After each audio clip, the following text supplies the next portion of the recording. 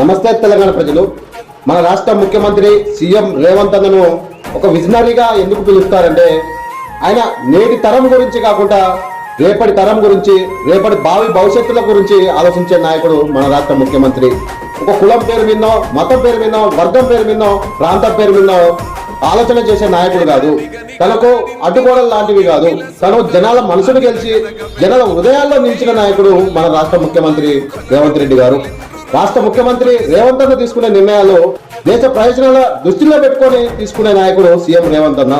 ఒక ప్రాంతం గురించి, తెలంగాణ రాష్ట్రం గురించి, ప్రయోజనాల కొరకు తెలంగాణ రాష్ట్రం అభివృద్ధి చెందాలన్న ఉద్దేశంతో, అదేవిధంగా భారతదేశానికి ఏ విధంగా దిక్సూచిగా ఉండాలి. కొద్ది రోజుల్లో గ్లోబల్ సమ్మిట్ జరుగుతుంది.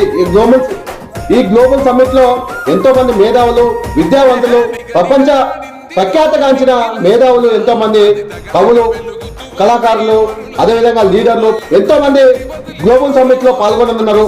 ఈ గ్లోబల్ సమ్మిట్ తర్వాత సీఎం రేవంత్ అన్న విజనరీ వేరే విధంగా ఉంటది.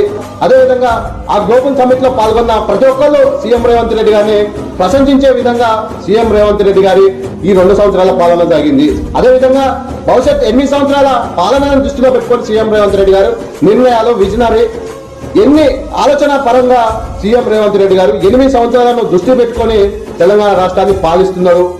భవిష్యత్ భారతదేశానికి ఒక దిక్సూచిగా రేవంత్ రెడ్డి గారి పాలన ఉండబోతుంది.